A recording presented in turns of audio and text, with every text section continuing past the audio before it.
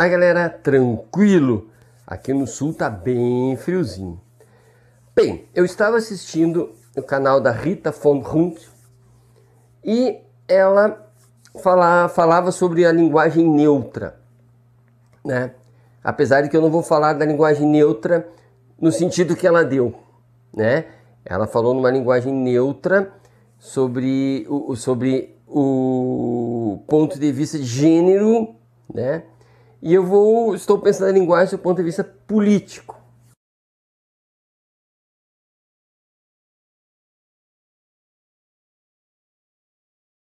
E também estava lendo um livro sobre direito, ou filosofia do direito. E essas coisas ficaram na minha cabeça.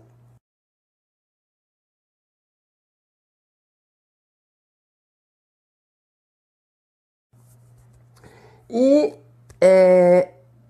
tudo se comunica. Na verdade, todas as informações que a gente tem, toda a leitura que a gente faz, elas se comunicam e dão à luz a um pensamento diferente. E lembrei-me de que eu venho falando sobre democracia e eu venho defendendo a tese de que a democracia se assenta na linguagem, na discussão, na troca de ideias de uma maneira verdadeira, de uma maneira genuína. E ser verdadeiro, ser genuíno, no sentido que eu estou dando, é quando eu consigo dizer exatamente o que eu quero dizer, né? Se eu sou um egoísta, egocêntrico, na mesa de negociação, eu vou falar que eu sou um egoísta e sou um egocêntrico e os meus interesses são egoístas e egocêntricos. Da mesma forma que a pessoa altruísta do outro lado será genuína e falará: eu sou altruísta e os meus interesses levam em consideração o altruísmo. E, portanto, aquela linguagem neutra da Rita ficou assim nos meus ouvidos, apesar de que eu não falarei sob o ponto de vista dela, mas eu fiquei pensando que a linguagem, neste sentido que eu estou dando, ela não pode ser neutra se ela quer ser genuína, até porque eu entendo, do ponto de vista da política, que não há linguagem neutra, né? A linguagem, ela surge do teu lugar de fala, né? Da tua construção social, do teu jeito de ver o mundo. E se tu começares a tentar modificar a tua linguagem sem modificar o teu conteúdo, sem modificar a tua vivência, aí fica uma linguagem falsa. E aí lembra essa política que a gente vê no dia a dia, uma política falsa, em que as pessoas têm um lustre, têm um verniz, né, na sua fala para esconder os seus reais interesses.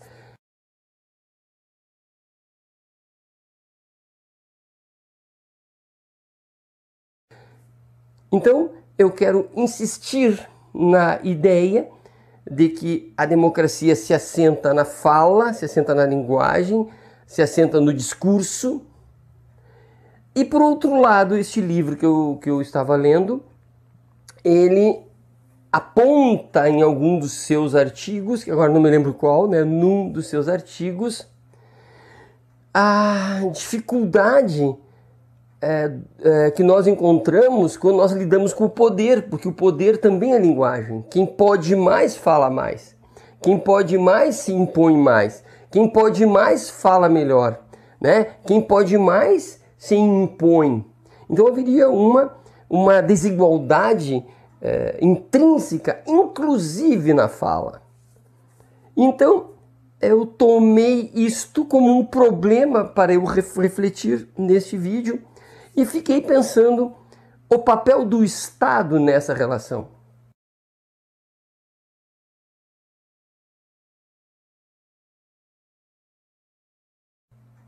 O Estado, ele é a entidade que precisa tratar o diferente de forma diferente. Ele precisa equalizar, né? Ao fraco fortaleceremos, né? É preciso fortalecê-lo e, portanto, é preciso nos preocuparmos com essas diferenças de poder, inclusive poder de linguagem, poder de fala. É preciso que essas pessoas que sentarão numa mesa redonda para discutir a política tenham a certeza e a confiança que esse ente chamado Estado estará presente no sentido de, mesmo o próprio Estado sendo questionado, que ele mantenha-se ali para tratar essas desigualdades, para que as pessoas possam se sentirem confortáveis para serem verdadeiras e tenham condições de fala. Portanto, portanto, o Estado deve se preocupar justamente com aquele que não tem as condições culturais, educacionais suficientes para manter o debate.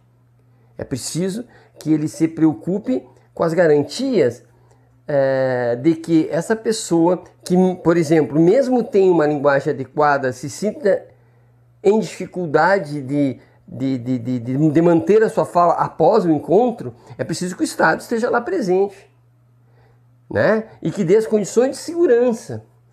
Portanto, fica aquela diferença que eu falei num vídeo anterior entre necessidade e interesses.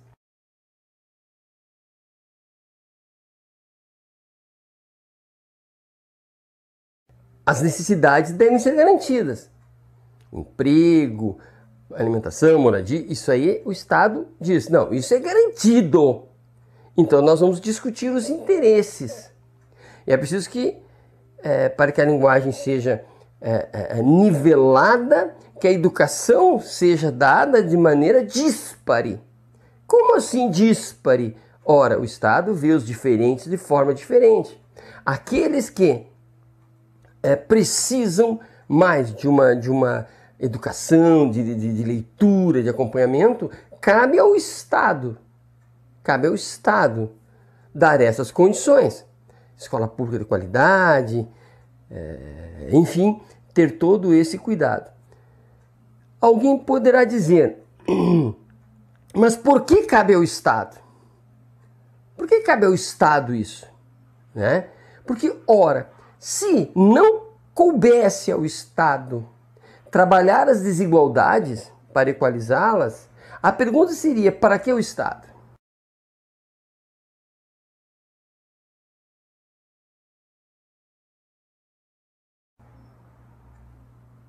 O Estado não pode ser apenas um gerente dos recursos econômico-financeiros que a sociedade produz.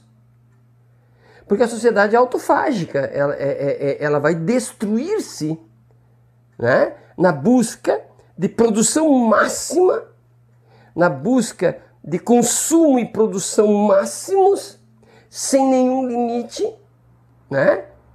Ela se autodestrói. Os mais poderosos ficarão, os mais frágeis ficarão, e não há como mantermos a sociedade. Então veja que a função do Estado não é administrar riqueza. Não. A função do Estado é observar a riqueza a tal ponto que, ao mantê-la, se é que é interesse da sociedade manter a riqueza, que quem não a possua esteja bem, esteja saudável, né? E esteja em condições de discutir o tanto de benesses que essa riqueza traz para quem não a possui.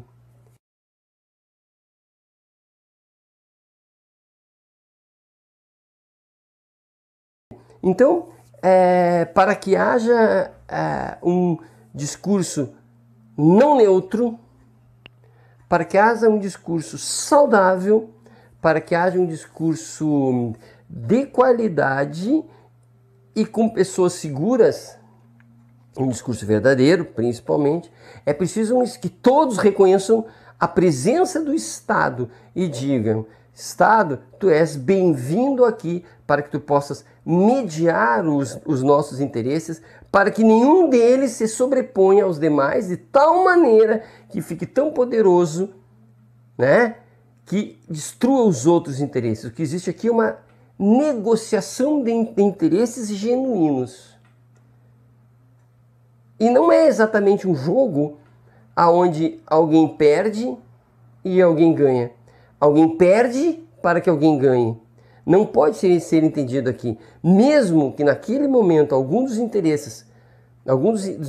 interesses permaneça e os outros sejam guardados para o futuro seguinte, não significa que as necessidades que foram satisfeitas neste momento tenham um ganho, tipo num jogo de futebol, né? É porque foi deliberado conscientemente que momentaneamente esses interesses, mesmo que tenham se sobreposto aos demais, é bom para os demais. De alguma forma foi bom para os demais. Então, todos ganham ou todos perdem alguma coisa, né? Então esse discurso é um discurso livre, é um discurso verdadeiro, é um discurso amparado, em que o Estado trata os desiguais de forma desiguais para que no final todos tenham a possibilidade de sentar na mesa de negociação política e poder falar das suas coisas